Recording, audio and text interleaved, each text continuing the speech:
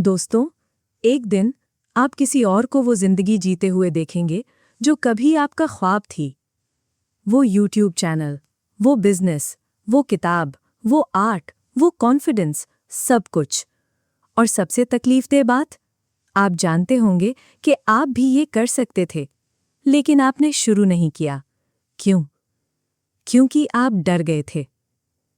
डर इस बात का कि लोग हंसेंगे, डर इस बात का कि आप फेल हो जाएंगे, डर इस बात का कि शायद आप इतने स्पेशल नहीं जितना आप सोचते थे। और यही वो लम्हा है जहां ज्यादातर लोग क्वाइटली अपनी पूरी पोटेंशियल दफन कर देते हैं।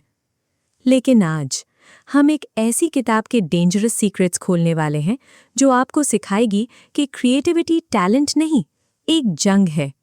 और इस जंग में आपका सबसे बड़ा दुश्मन दुनिया नहीं, बल्कि आपका अपना खौफ है। और यकीन मानिए, इस वीडियो के दरमियान में आने वाला एक आइडिया आपके दिमाग को लिटरली रीवायर कर देगा। चैप्टर 1, खौफ, खामोश कातिल। एलिजाबेथ गिलबर्ट कहती हैं, फियर कभी खत्म नहीं होगा। और यही बात लोगों को तोड़ देती है, क्योंकि हम पूरी जिंदगी करेज का इंतजार करते रहते हैं। हम सोचते हैं जब कॉन्फिडेंस आएगा तब शुरू करेंगे, लेकिन कॉन्फिडेंस कभी पहले नहीं आता। कॉन्फिडेंस सिर्फ एक्शन के बाद पैदा होता है। सोचिए, कितने लोग हैं जो अमेजिंग आइडियाज रखते हैं लेकिन कब्र में ले जाते हैं। कितने लोग हैं जो गाना चाहते थे लेकिन रिकॉर्ड नहीं किया।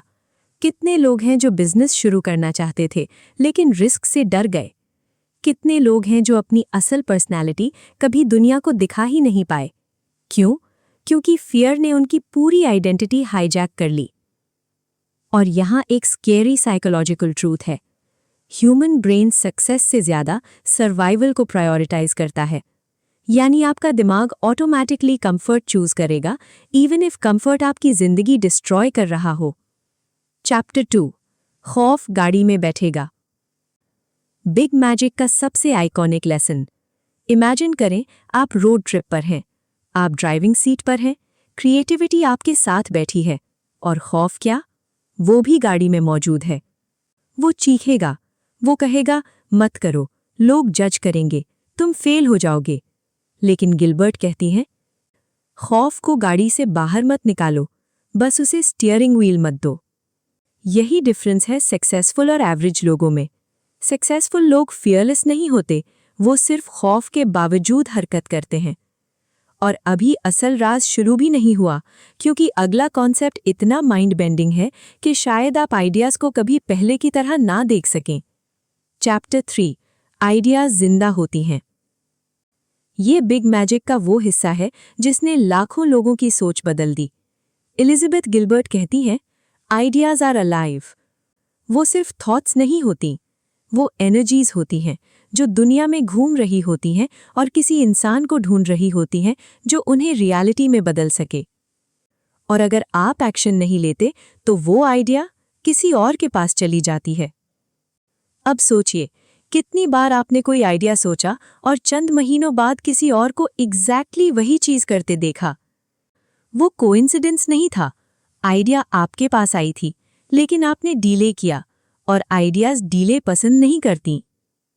ये सुनकर अजीब सुकून भी मिलता है, क्योंकि इसका मतलब है आपको जीनियस बनने की जरूरत नहीं, आपको सिर्फ अवेलेबल होना है, क्यूरियस होना है, रेडी होना है।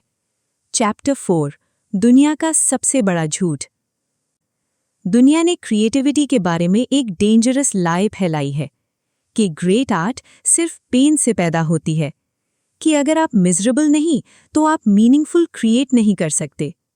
इसीलिए सोसाइटी सफरिंग को ग्लैमराइज करती है। Broken artist, depressed musician, tortured writer. लेकिन गिलबर्ट कहती हैं, क्रिएटिविटी पेन से नहीं, परमिशन से ग्रो करती है।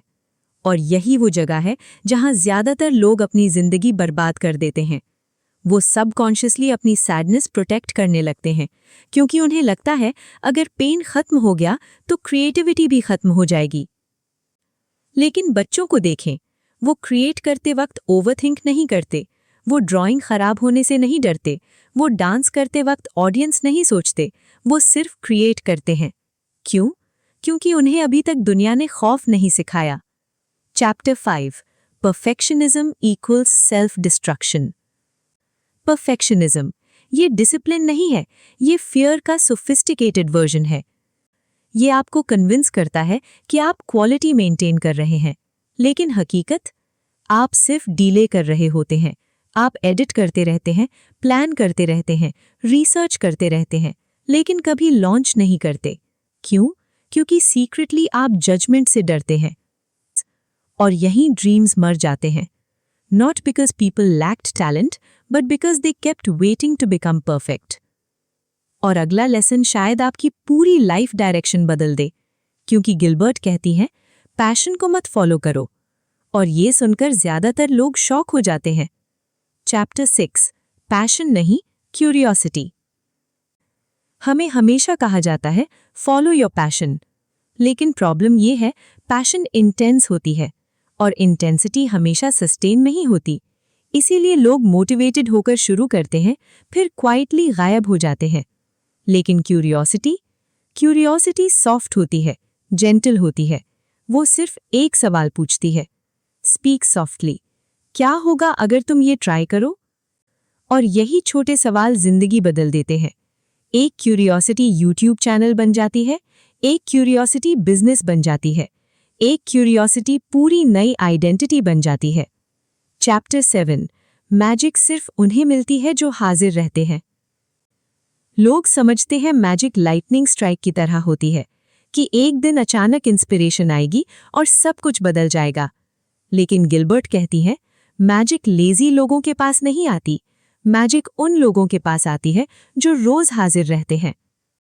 राइटर लिखता है even when uninspired, artist draw करता है even when tired, creator upload करता है इवन व्हेन स्कैर्ड, और फिर एक दिन कुछ एक्स्ट्राऑर्डिनरी हो जाता है। Magic finally arrives. शायद आप अभी डरे हुए हैं, शायद आपके पास भी कोई आइडिया है जो कई सालों से आपके अंदर कैद है। वो किताब, वो चैनल, वो ड्रीम, वो नई जिंदगी। और शायद आप अभी भी करेज का इंतजार कर रहे हैं। लेकिन बिग मैजिक का असल लेसन ये है, करेज पहले नहीं आता, मूवमेंट पहले आती है। आप एक कदम लेते हैं, फिर यूनिवर्स अगला दरवाजा खोलता है, फिर एक और कदम, फिर एक और पॉसिबिलिटी, और आहिस्ता आहिस्ता आप वो इंसान बनना शुरू हो जाते हैं जिससे आप कभी डरते थे। आपको फियरलेस बनने की जरूरत नहीं, आपको बस ये फैसला करना है कि खौफ के बावजूद आप रुकेंगे नहीं। क्योंकि जिंदगी के आखिर में लोग अपनी फेलियर्स पर रिग्रेट नहीं करते, वो उन चीज़ों पर रिग्रेट करते हैं जो उन्होंने खौफ की वजह से कभी ट्राई ही नहीं की। और शायद आपकी पूरी नई जिंदगी सिर्फ एक करेजियस स्टेप दूर है।